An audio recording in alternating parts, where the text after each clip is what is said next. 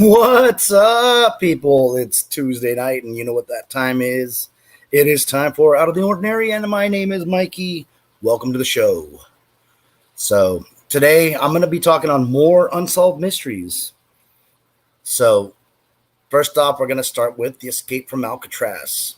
Alcatraz was amongst the most dreaded prisons in America, a fortress perched on a rocky island in the San Francisco Bay. The ice-cold, treacherous waters, the bay was the best guarantee that nobody would successfully escape, and nobody did until June 11th of 1962. Hello, Calvin. What's going on, man? Welcome. By the way, people, I've been on a slight hiatus. Been getting myself together and everything like that. Got some changes in my medications and stuff like that. I'm back, and hopefully I'll be back for a while. All right. The night three men broke out of their cell house and vanished into the bay in a homemade raft. Frank Morris, brilliant mastermind of the escape, as well as John Anglin and his brother Clarence, were never seen again. Jennifer Murrah, hello. Connor, hi. Yes, you're actually up for once.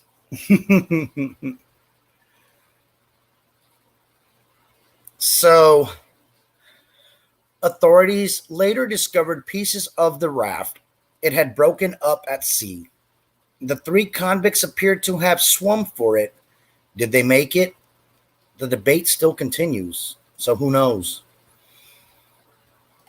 Philip Bergen, captain of the guards at Alcatraz from 1946 to 1955, believed survival was impossible. If they went into the water, they were drowned within 30 minutes. They succumbed to hypothermia and drowned. Close enough on the pronunciation. Yeah, I'm sorry. I can't pronounce it right, but I mean, I tried. I tried.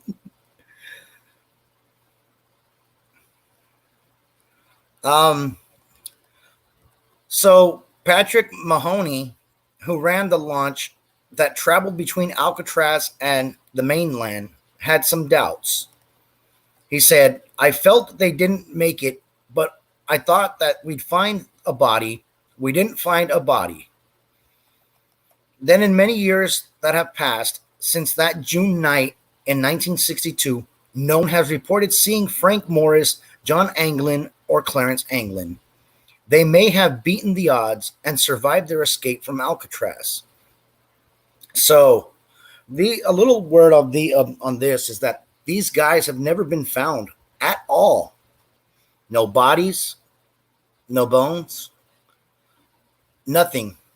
Nothing, no sign of them. The only thing there is a sign of is their raft. And Connor says, "I've learned some history about Alcatraz prison." Yeah, unfortunately, I didn't. In school, I didn't. But when I went to, back in 1994, I had gone to Frisco, and I seen Alcatraz. We passed there because my aunt's daughters at the time were living in San Francisco, so I had passed Alcatraz. It looked nice. I liked the scene, but we never actually got to go on the island or anything, or got to take the tour or anything. But would have been nice.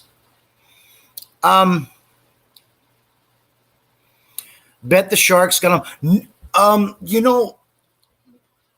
They even tried.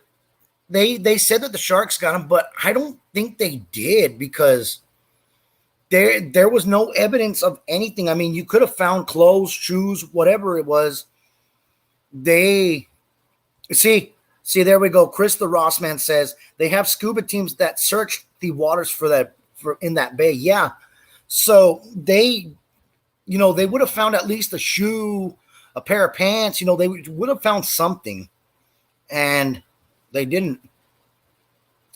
Then Connor says, I read books that were taking place on Alcatraz prison and that Al Capone was an inmate there.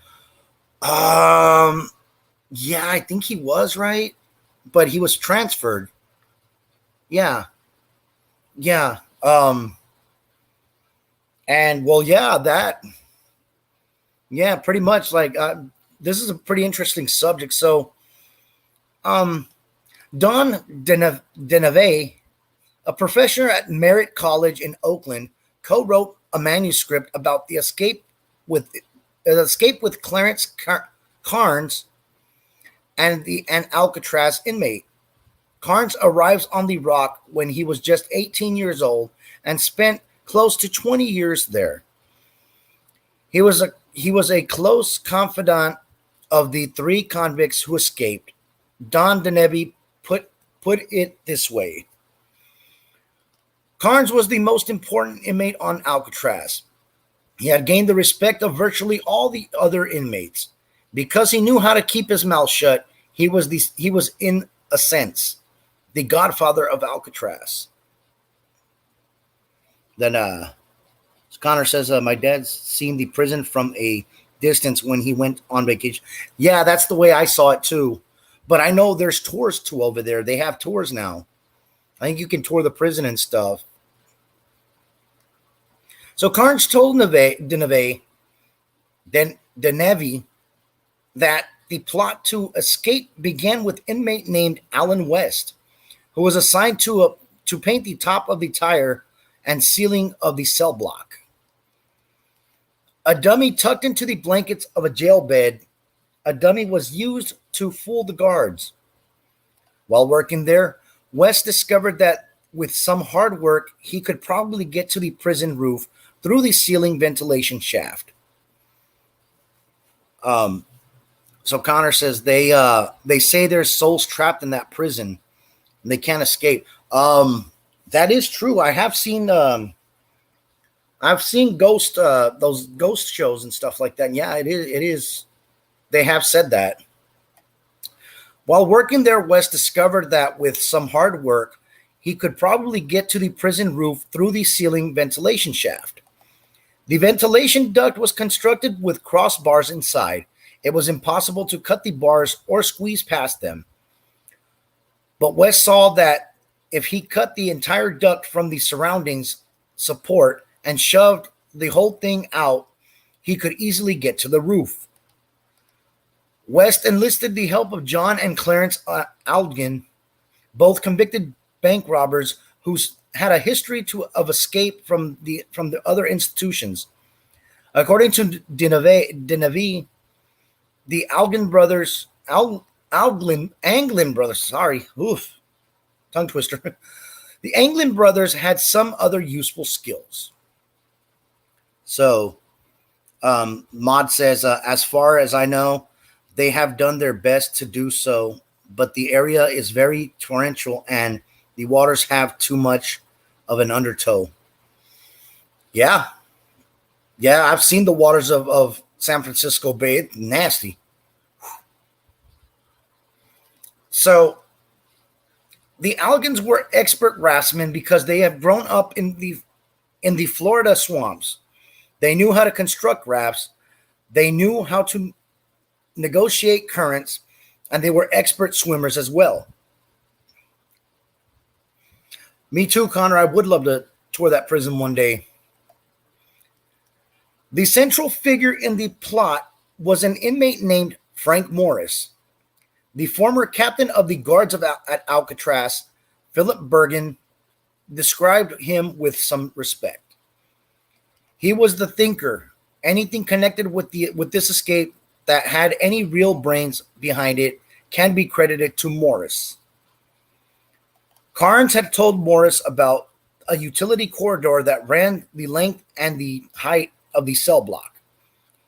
Heating and water pipes inside the corridor formed a makeshift ladder to the ventilation shaft. Morris believed that he and the others could dig through the cell walls to this hidden corridor during music hour. Bergen recalls that this part of the daily routine on Alcatraz and explains how the escapees exploited it. In the early part of the evening, there was what they called a music hour, and anybody who had a string instrument could play. When the music is playing, it has an effect of deafening the officer who is making his inspections. The inmates that were digging were just digging away. The Anglins, West, and Morris each carved a hole in the rear wall of their respective cells. West, who used the time to craft false ventilation fronts to hide their work. Jan Connor says, I'm excited about possibly going overseas in 2023. I may go to Germany. Oh, nice. Nice. Very nice. It's awesome, Connor. So where was I here? The convicts devised another brilliant ploy so that they would be missed during the head counts. Don Eberl, who headed the FBI investigation into the escape, described the ingenious deception. Jennifer says, you'd think they could send some of those water drones down there. They might find Jimmy Hoffa too. Whoo!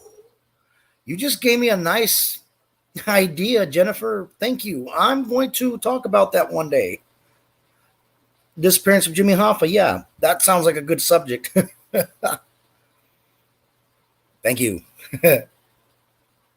I'll put it on my request, actually. That does count as a request.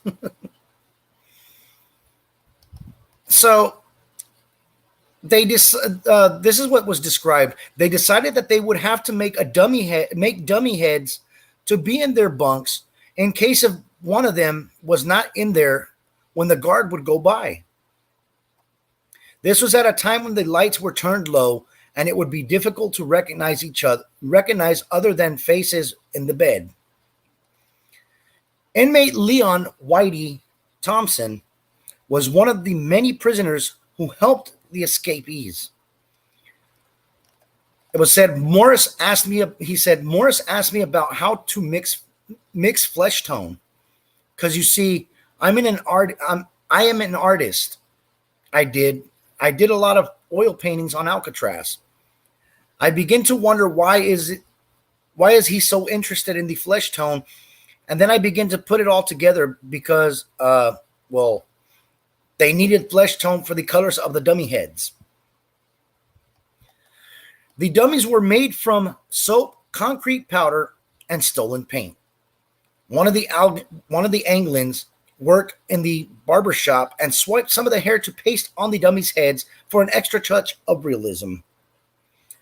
For 8 months, Morris and the Anglin brothers left their cells at night to drill out the ventilation shaft and collect the items that they needed for their escape. Clarence Carnes, who saw a lot during his 18 years on the Rock, was impressed by their effort. In his manuscript, Clarence Carnes wrote, "Many times through the years, I'd met men who had tried to escape, but their flaw had been too little. Planning and being too hasty. They had not been through their thorough thinking, my bad. And it was defeated. That's what defeated them, but not this time." For guards on patrol during the spring of 1962, the countdowns, the routines, and the boredom were no different in any of their time. Let's go to the comments here. Connor says, "My tattoo artist that I go to did an Al Capone tattoo on someone, and it was pretty cool." Yeah, I'd like to see that. I've seen a lot of artists do a lot of those, like Al Capones and stuff. They're awesome. So, during the days right under the gaze of their keepers, they helped the four escape in their preparations. One of their most important jobs was secretly passing them raincoats. So, this hat, sorry. So yeah, I'm pretty sure they were using the raincoats for either the rafts or something. Working in their cells at night, 4 prisoners used the raincoats to make life preserves. Oh, they made life preserves. Okay. which they then stashed in the escape tunnels in a secret workspace hidden by blankets. The Anglins and Morris took turns assembling a raft, also out of pilfered raincoats. Okay, so they made rafts and life jackets. Okay, the time to escape had finally arrived. Quietly, the prisoners left their cells for the last time. Immediately, they encountered their first problem. Alan West was unable to slip through the hole in his cell wall. The others were unwilling to wait. Alan West, the original instigator of the plan, was left behind. Frank Morris and the Anglin brothers safely slipped their cells into the utility corridor. There, they climbed up the heating pipes into the ceiling, popped out of the ventilation ducts they'd cut from the ceiling during the past 8 months, and made their way to the roof. Still undetected, they ran across the roof and climbed down the outside of the prison. They headed towards the water. One of the many challenges the escapees faced was how to inflate their huge raft. Frank Morris had come up with an ingenious idea. He had received a small accordion known as the concertina for use during the daily music hour.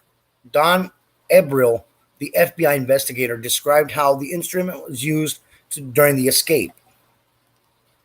They had taken the keys out of the concertina, and before you could put your hand on one of the straps of the concertina and push it up and down, it would operate just like a bellows. Ever so lovely, the raft began to fill. Ever so slowly, oh lovely. The raft began to fill, and it was ready. The three men pushed into the water and at the edge of Alcatraz and climbed on. Frank Morris, John Anglin, and Clarence Anglin had made off of the rock. Inside the prison, the dummy heads prisoners had left behind their cells fooled any guards that happened to look in. When the breakout was finally discovered, it triggered the extensive search, one of the largest manhunts ever. Patrick Mahoney, a former guard at Alcatraz, was among those who took part in the search. And he said, "We're ordered to go out on the bay and, of course, start looking around the island. Then over the Angel Island, scanning the beaches to see if anything had pertained to them might have washed up, because it became evident that we weren't going to find them. Whether they had made it or not, no one knew for sure. During the last 24 hours, the search teams came up empty-handed. Then they began to find remnants of the escape. The raft, in addition, a homemade oar that was discovered floating between Alcatraz and Angel Island. This paddle matched one of the convicts had left behind in the cell block. 2 days after the breakout, a rubber-wrapped packet was also discovered floating near Angel Island. It contained an address book of 80 family photographs and money order that belonged to one of the escapees. Some, such as the FBI investigator Don Ebril, began to doubt the escapees had survived. Probably the earliest they could have gotten into the water would be 10:30. The outgoing tide started at night at 10 o'clock, and the outgoing tide is very strong.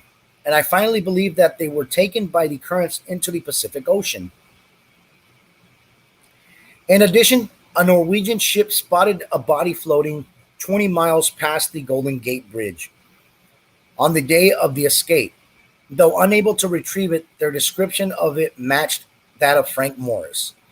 However, there is also compelling evidence to suggest that at least one of the men survived the day after the escape. A man claiming to be John Anglin called San Francisco law firm known to represent Alcatraz inmates. Eugene McGowan was an attorney at the law firm. She took the call, and he said, "I'm John Anglin. I want you to contact the U.S. Marshal's office And she said, "Well, I'm not going to do that unless I know why." He said then, "Do you know who I am?" She said, "No." He said, "Read the newspaper," and he hung up. Alcatraz inmate Clarence Carnes claimed that a few weeks after the break, he received a postcard from the escapees. In it, they gave the prearranged code words that confirmed their escape. The card read, "Gone fishing." Carnes believed that Morris and Anglin and the Anglin brothers had help from the outside, arranged by a convict in the inside. He claimed that Elworth's Bumpy Johnson, the underworld king of Harlem, had arranged for a boat to pick up the escapees, according to Carnes. The boat then took the convicts to Pier 13 in San Francisco's Hunters Point district. Philip Bergen, the former Alcatraz captain of the guards, doubts the story. He says, "My feeling is that just something that Carnes dreamed up, and then there is not the slightest possibility that there is any truth to it." Anglin was interrogated repeatedly about Bumpy Johnson. He was also pressed to reveal any other contacts who might have helped the convicts. He denied that any existed. Fellow Alcatraz inmate Leon Whitey Thompson put it this way: "West wouldn't have copped out. West was people. He was solid people. To this day, I don't believe he ever told them anything. He ever told them nothing." The stories told by prisoners at Alcatraz did not impress the FBI investigators like Philip Bergen. He still believes that the men drowned within minutes of hitting the water. Now, of course, we never are too sure enough to say, but we know they're dead. But we're pretty sure that they are dead because there was no trace of them whatsoever. Oh, pretty sure that they weren't dead because there was no trace of them whatsoever. However, they're still on the missing list and not the dead list. So that's pretty weird that they wouldn't be on the missing list. I mean, on the missing list instead of on the dead list. My bad, guys. Oh, okay. Even though Alcatraz ceased prison operations many years ago, the infamous escape of June 1962 continues to puzzle investigators. In fact, over the years, thousands of leads have been investigated, but with no avail. Will is the legendary case ever to be solved. For now, the arrest warrants for the three fugitives remain active, and the search answers go on. So, yeah, they're still considered missing. So let's go to a quick break, guys, before I get into the other story. Yeah.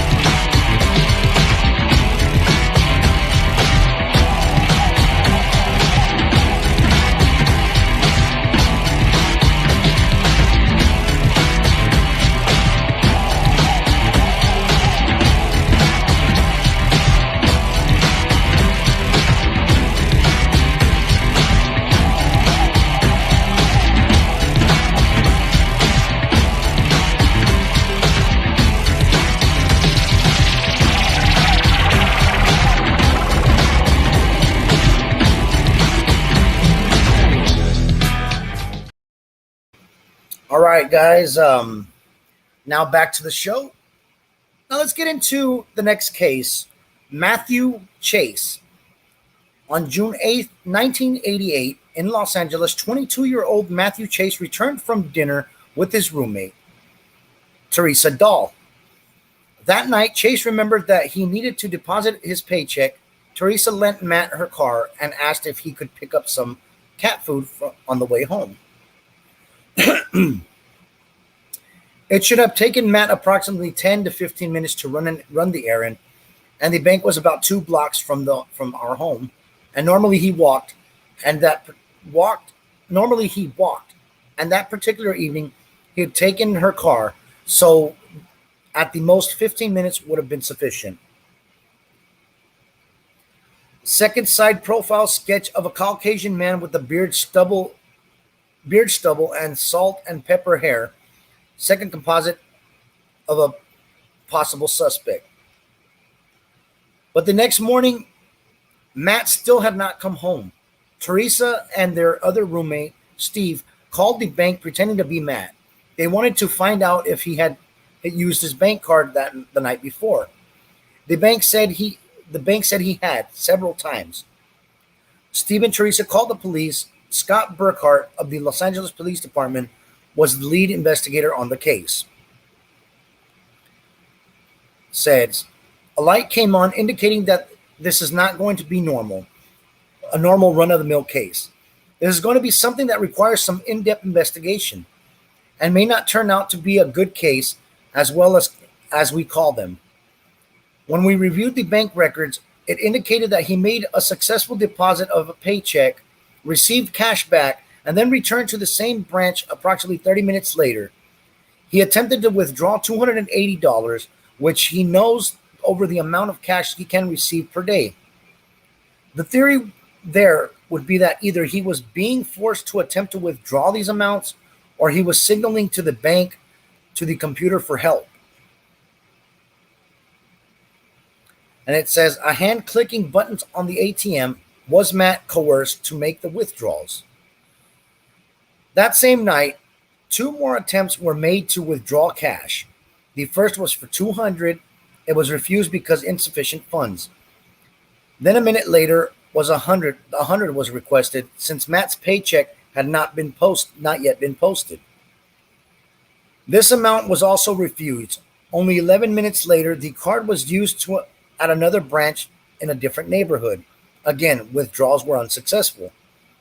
But according to Burkhart, this time a hidden camera took pictures and showed a strange man standing over Matt's right shoulder. According to these surveillance cameras at the branch, the person standing next to Matt was somewhat shorter, somewhat stockier, and overall he shouldn't have been in the photograph. No one is going to let someone stand that close to them while using an ATM machine where they can see the PIN number. Police suspect that Matt may have been abducted by the man in the photograph while he was making this first transaction. Then in an attempt to call for help, they speculate Matt had deliberately entered erroneous amounts, hoping to attract the attention over the next day and a half. There were 5 or more attempts. By this time, Matt's paycheck had cleared, so $400 was withdrawn from his account. Finally, the card was confiscated by the machine, but when the card was dusted for prints, none were found. Police believe that either the card was wiped clean or Matt's abductor used gloves. A blue bandana with the letters ESPBS painted on. Did the bandana belong to Matt's abductor? Upon hearing of their son's disappearance, Matt's mother and father came down to Oregon to search for their son and for the car he drove to the bank that night. According to Matt's father, Frank Chase, they were initially hopeful.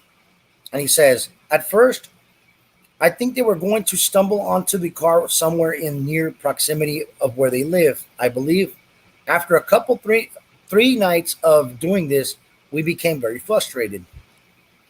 Police had no immediate answers. An attack might have left Matt injured, abducted, or even worse. Undeterred, Matt's roommate Steve Dahl began distributing his picture at local rescue missions. He said, I talked to several people there, and a couple of volunteers that worked at the midnight mission said, when I showed them just his driver's license, because I'd run out of posters, said, "Oh, yes, I've seen him. He's been in here several of times eating." They started to describe him to me, and they said, "He's very tall and thin. He is, isn't he? And very lanky."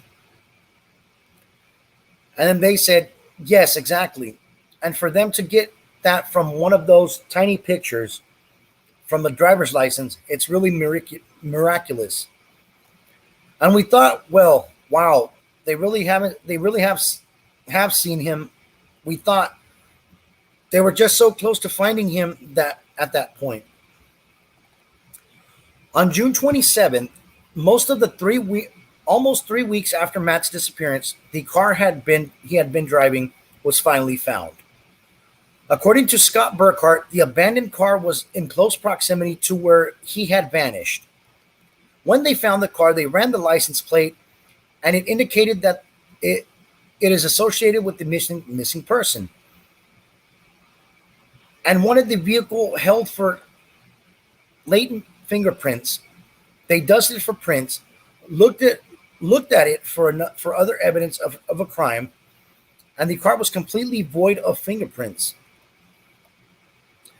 Police only found a clue in the car, a blue bandana. The bandana did not belong to either Matt or Teresa. Investigators believe that the blue bandana may have belonged to Matt's abductor. So there is an update to this, and it says 3 months after he disappeared, the remains of Matt Chase were discovered in a ravine near Pasadena. The cause of death was a gunshot wound. And then in 2018, LAPD cleared Matthews' case. A member of Matthews' family said that they feel confident that Matthews' killer was David Bear Meza, who died the day after Matthew disappeared, although there is still the possibility that Meza had accomplices. The family is grateful for some closure. And next one would be Agatha Christie. So, Agatha Christie is the best-selling mystery writer of all time, with over 2 billion books sold. However, at the age of 36, Agatha suddenly disappeared, only to become the central character in a real crime investigation. On the morning of December 4th of 1926, in Newlands Corner, England, Agatha Christie's car was found abandoned about an hour's drive from her home. It appeared she had vanished into thin air. Some suspected the worst, that her husband Archie had done her in. The story caused a sensation. How could one of the best-known women in England simply just disappear? She was born Agatha Miller in 1890 and raised in the wealthy upper middle class of English society. When Agatha was 24, she married Colonel Archibald Christie, a handsome pilot in the Royal Flying Corps. Though many opposed the marriage, Agatha and Archie married on Christmas Day of 1914. Archie was immediately sent off to war. While Archie was fighting in France, Agatha launched her writing career, creating the famous Belgian detective H. Hercule Poirot. I think that's what I'm saying right. Each book Christie wrote had a slightly better success than the one before, until her fifth one, The Murder of Roger Ackroyd. My bad. It was her first big hit. The black and white headshot of Archibald Christie in the military uniform. Archibald Christie wanted a divorce. In 1926, 12 years into their marriage, Agatha, Archie, and their young daughter Rosalind moved into a mansion. They called it Styles after Agatha's first novel. Archie was now a successful investment banker. Later, in 1926, Agatha's mother, Clara, died. Agatha fell apart. She took Rosalind to the home where she had grown up to sort through her mother's things. Though the move was temporary, it dragged on, and Archie stayed away. Meanwhile, Agatha fell into a deeper depression. When Archie did finally come to visit, he brought bad news. Archie had become involved with a woman named Nancy Neal and wanted a divorce. Two men in hats and trench coats walking towards a car abandoned on the residential street. Agatha's car was found abandoned. In a last ditch effort to save her marriage, Agatha took Rosalind and moved back home. Then on December 3rd, 1926, Archie took off alone, saying he was going to a weekend house party, most likely a rendezvous with his mistress. According to different reports, either around 9:30 or 11 o'clock that night, Agatha left the house visibly upset. The maids were alarmed when they saw her leave with a small travel bag and a fur coat. Agatha left a note to her secretary and asked that all her weekend appointments be canceled. Another note of unknown content was addressed to Archie. The next morning, Agatha's abandoned car was found just hours drive from Styles. It had simply gone off the side of the road. A group of men in hats and trench coats searching through the field. Teams of people searched for her body. Archie Christie was tracked down at Archie's house party.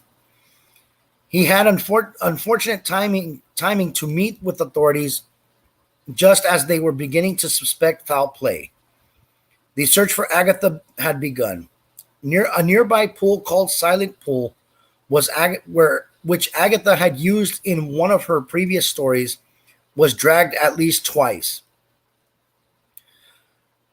And ordinary citizens joined the army in a ground search of the surrounding areas. Quickly, the press spun Christie's disappearance into a tale of murder, suicide, and infidelity. Gradually, eyewitnesses came forward to describe encounters that they had with Agatha before she disappeared. The first was Ernest Cross, who was walking to work on the morning of Agatha's disappearance. Cross said Agatha seemed upset. She wore only a thin dress despite the cold weather, according to Cross. Agatha drove off into the opposite direction from Newlands Corner, the village where her car would later be found. Two railroad porters also spoke with Agatha outside the station and thought that she had boarded a train. A black and white photo of a large 4-story building, an old-fashioned spa. Agatha was found 200 miles away at a spa. 11 days after Agatha Christie had been reported missing, she was seen at an elegant spa 200 miles from her home. She was registered under the last name Neal, and the same name as Archie's mistress. The chief inspector wasted no time to bring Archie up to the spa. For reasons known only to herself, Agatha at first identified Archie as her brother, not her husband. Soon after they were reunited, Archie and Agatha quickly left. They would never make a comment about Agatha's mysterious disappearance. The press concluded that Agatha had suffered from amnesia, but experts like author Gillian Grill have their story. And he says, I believe that Christie had a definitive and terrible fight with her husband. It drove her to the edge. She had been depressed. Now she becomes some level of psychotic. She is not herself. She takes on another identity. She wanders off, gets on a train, takes another name, and goes into this hotel where she lives another life. That's very, very rare, but it is known. It is documented in the books of psychology, and we know that Agatha Christie was an unusual woman.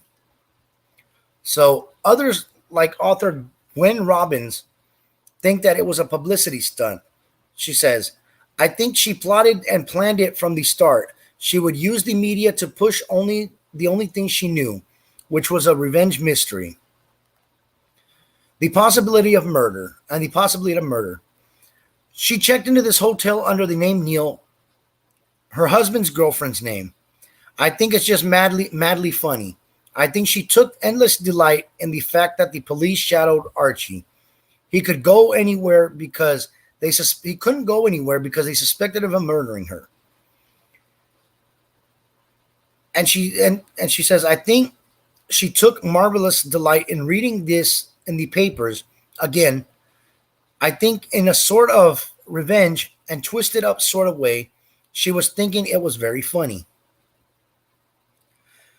After that, Agatha and Archie soon went their separate ways. Agatha married an archaeologist, Max Malwin, in 1930. 2 years after Archie had wed Nancy Neal, by all accounts, both couples had long, happy marriages. So, well, guys, that's my show for today. I thank you for tuning in, and I'll see you next Tuesday for Out of the Ordinary. Stay out of the ordinary, people. Bye.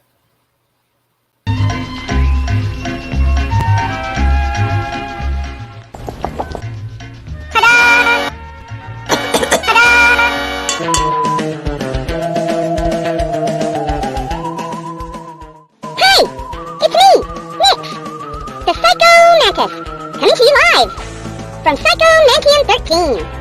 Join us here throughout the week for all things in audio, visual, and literary content. You can also find us on the World Wide Web at psychomantium13.com. Join Psychomantium 13 and enter the weird.